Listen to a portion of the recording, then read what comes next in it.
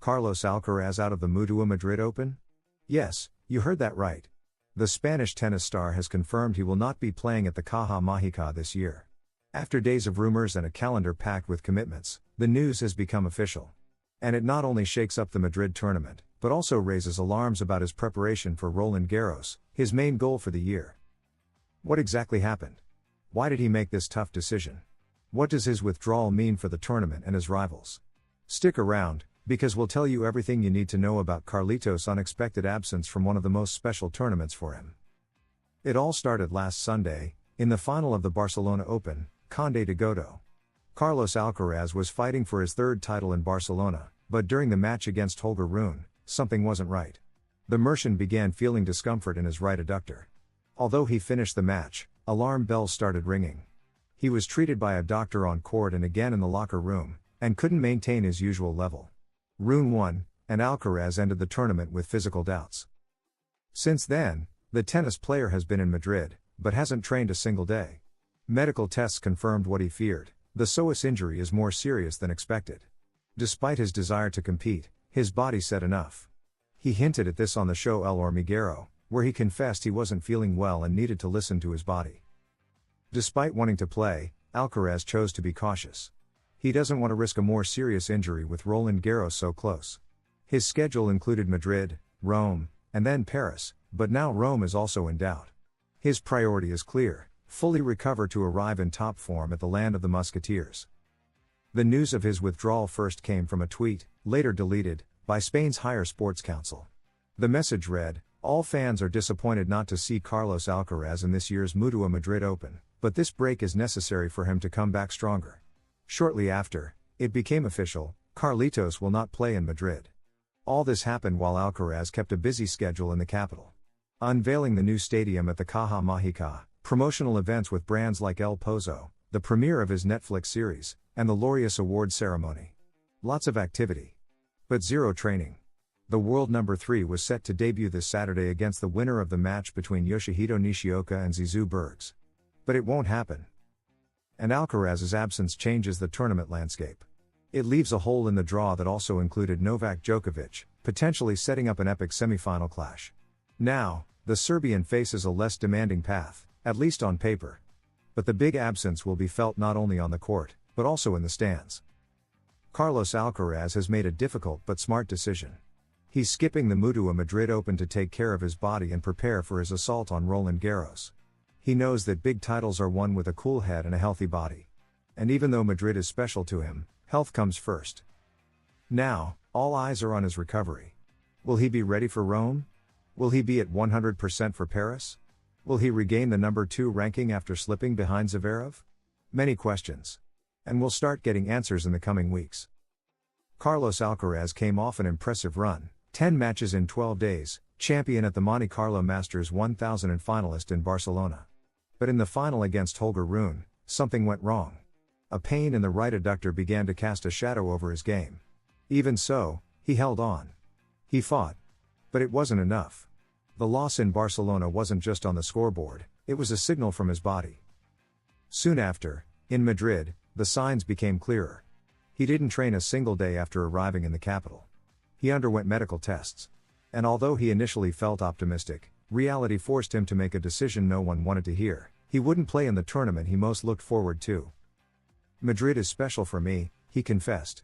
"I watched it as a kid, I dreamed of playing it. But a Grand Slam is a Grand Slam. If I play now, I could get worse. And that's not worth it." Carlos wasn't only dealing with a right leg injury. He also revealed discomfort in the left one. The accumulated wear and tear had taken a toll on both sides. "The calendar is really tight, very demanding tournaments one after another. Sometimes you have to think about yourself and make the right decisions for your health," he stated. Professional tennis is unforgiving. Every week brings a new challenge, a new tournament, a new goal. But the body is not a machine. Even if he wins in Monte Carlo, even if he's in shape, even if he's only 21. It's a very demanding sport, he insisted. And that demand has taken its toll. Despite everything, Alcaraz remains hopeful. His intention is to recover in time to play the Rome Masters 1000 and be at full strength for Roland Garros, where he will defend his title. "I think I'll be back training little by little in a week or 2 at most. And I'm sure I'll be in Paris," he assured. Carlos Alcaraz has once again proven he's much more than talent on the court. He's shown maturity. Knowing how to listen to his body and prioritize his health over the calendar is a decision only the greatest can make. Giving up Madrid hurts, of course. But the goal is clear: Roland Garros. And if there's one thing Carlitos has taught us, it's that every time he falls, he comes back stronger, hungrier, more excited. And with the roar of a crowd that, even though they won't see him in the Caja Mágica this time, is waiting with open arms in Paris. What happens when a star withdraws from a major tournament? In tennis, the show must go on. And although Carlos Alcaraz has said goodbye to the 2025 MUTUA Madrid Open due to injury, his spot won't remain empty. Who will take it? The answer may surprise you. It's not a top-ranked player, but a lucky loser with a golden second chance. Today we tell you who's taking Alcaraz's spot in the draw, how he got there, and why this unexpected change could be his ticket to stardom. Carlos Alcaraz officially withdrew from the MUTUA Madrid Open due to physical issues. And with that, he left a giant gap in the second round of the tournament. His original opponent, the winner between Nishioka and Bergs, will now face an unexpected name, Kamil Mierzyk, the lucky loser jumping from qualifying into the main draw. The Polish tennis player had been eliminated after losing to Dane Moller in the qualifying round. It seemed like the end of his road in Madrid. But the rules of the circuit are clear. When a main draw player withdraws before their debut, their spot goes to one of the highest-ranked eliminated players from the qualies. And this time, fortune smiled on Mierzyk. These situations aren't new in tennis, but it's rare for a lucky loser to enter directly into the second round. That's exactly what's happening with Mierzyk. Thanks to the bye Alcaraz had as a seeded player, his replacement goes straight into a matchup with Gabriel Diallo, who won in the first round. Who is Kamil Mierzyk? The 29-year-old Pole has experience on the ATP circuit and once ranked inside the top 100. But his career has been marked by ups and downs, including a doping ban from which he returned after being cleared due to contamination. This new opportunity in Madrid could be the boost he needs to get back to the spotlight. And it's no small feat. Not only does he play on a high-visibility stage like the Caja Mágica, but he skips around and has a fairly open draw to advance. With all the pressure on his opponent's side, the Pole has a chance to play freely and surprise everyone. Is it possible to become a legend without sacrificing everything? Can a 21-year-old chase greatness without giving up simply being young? Carlos Alcaraz has decided to find his own answer.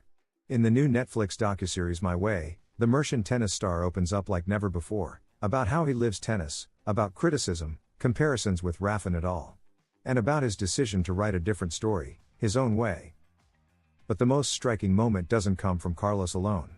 His mother, Virginia Garcia, delivers a powerful message: don't let them turn him into a broken toy. And with that, she opens a necessary debate in the world of sports. Carlos Alcaraz is already a global tennis star, 4 Grand Slams, former world number 1, and one of the most recognizable faces in the sport. But he's also a 21-year-old who, after winning Roland Garros, decided to spend a week partying in Ibiza. Irresponsible? Reckless? For many, yes. For him, a necessary break. His coach Juan Carlos Ferrero admits it honestly: disconnecting is fine, but part of your head has to remember you're a tennis player. The tension between what's expected from a star and what a young person needs is one of the major threads in the documentary. Alcaraz doesn't want to become a prisoner of success. I put happiness before having a lot of success, says Carlos. Because happiness is already success, and it's not easy to find. A powerful reflection that breaks away from the traditional discourse of total sacrifice embodied by Federer, Djokovic, and Nadal. In My Way, Rafa Nadal also appears to provide context. He, who has won it all, warns, to reach our numbers, you need many years. If you feel you're sacrificing too much, you're definitely not going to make it. A statement that seems to question the alternative path Alcaraz proposes. But Carlos is clear: his way is different. Maybe I don't take care of myself like Novak. But that's my way. And he's not alone.